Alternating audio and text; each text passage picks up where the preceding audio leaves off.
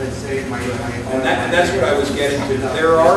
There's certain instances where there's requirements where you may be asked for your occupational license.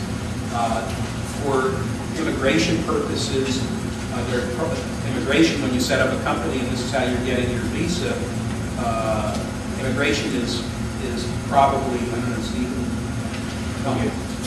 do they ask for an occupational license or not?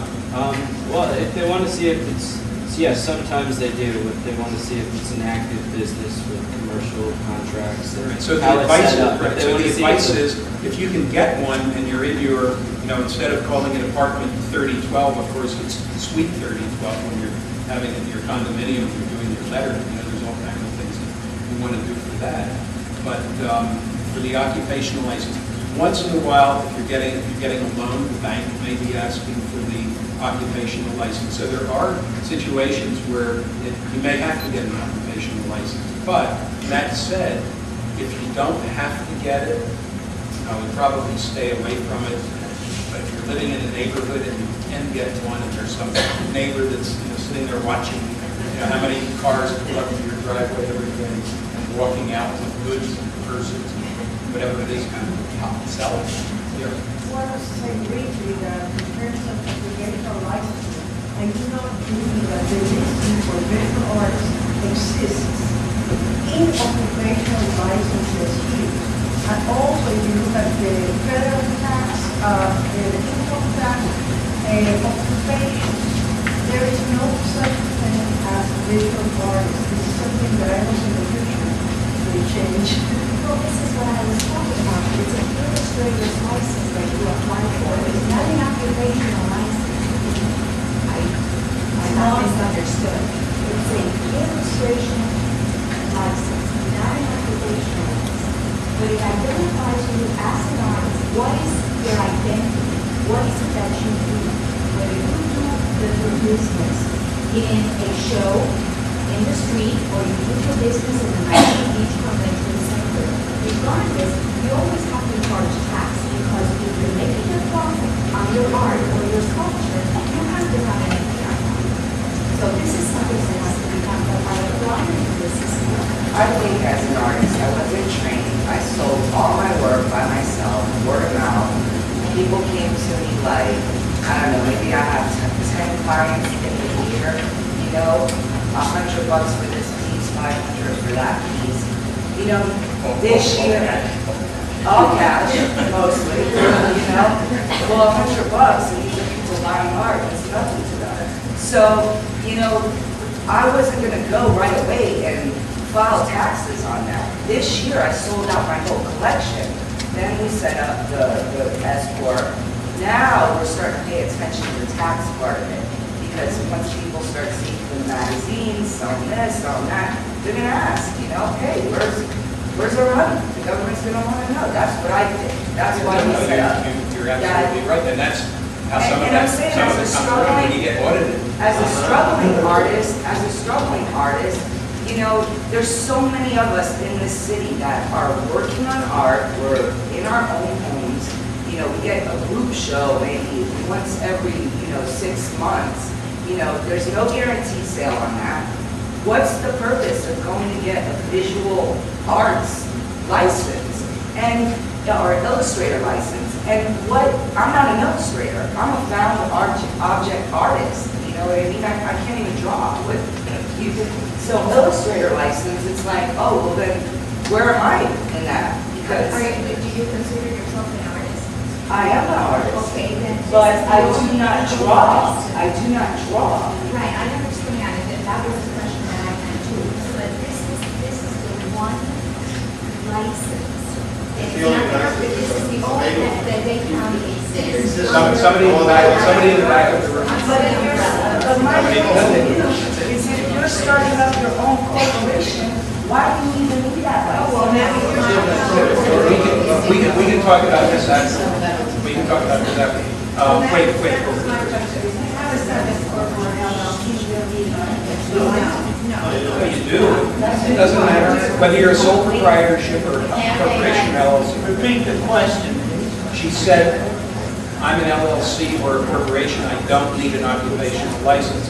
which is not the case. If you need an occupational license, you're going to need it, whether it's a sole proprietorship, an LLC, or a corporation.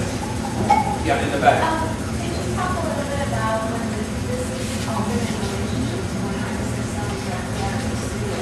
When the what, say? The artists are Shh, quiet, I can't hear the question. Could you address when artists are selling through consignment through a gallery? Yeah, and that was our next, let's get into that, because I think it's very important. I guess the question is whether you're going to be having distribution agreement with the gallery, or what kind of agreement you're going to have, and what are the ramifications of these agreements. I just want to go through a couple of things. I guess the first question is whether you're going to have an agreement or not.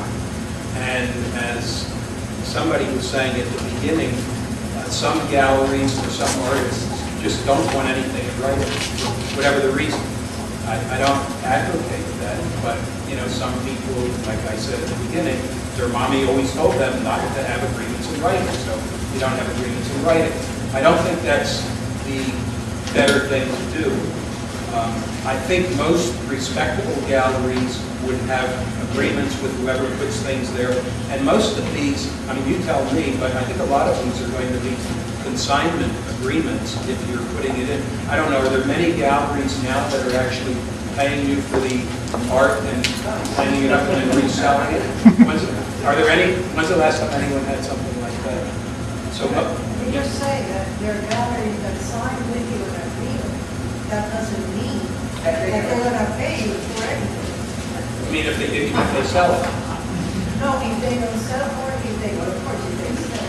But there is no, the agreement doesn't cover any of that. So What would the agreement cover? exclusivity. Oh, well, okay, but that's another story. That's another issue which we'll get into. As far as protection goes, like you do a show, your piece gets damaged. Most of the times that I've gone into these places where it's so-called consignment, it's protecting the owner of the gallery. It's never protecting the artist. We don't get protected. I tell you, we did a show at Club 15.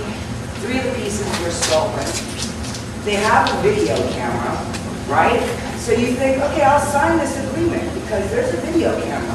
There's actual documentation. But if you want to have complete protection when you go into a gallery, and I'm not saying the gallery is going to do it, because sometimes the gallery is a lot more powerful than you when it comes to negotiating. But if you go into a gallery, one of the things you're going to want to say is, I want to see your insurance policy. Will they give it to you? Do they have an insurance policy for this?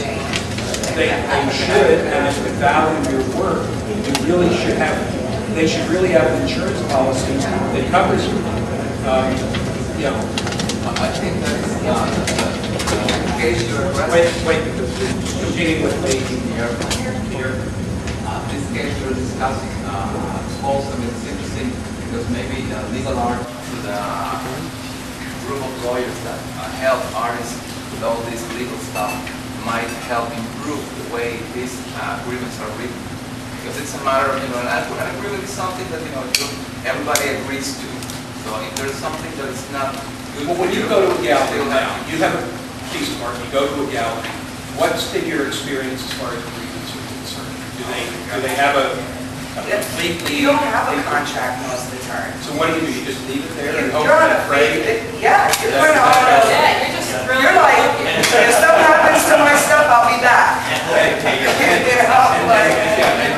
you hope that they...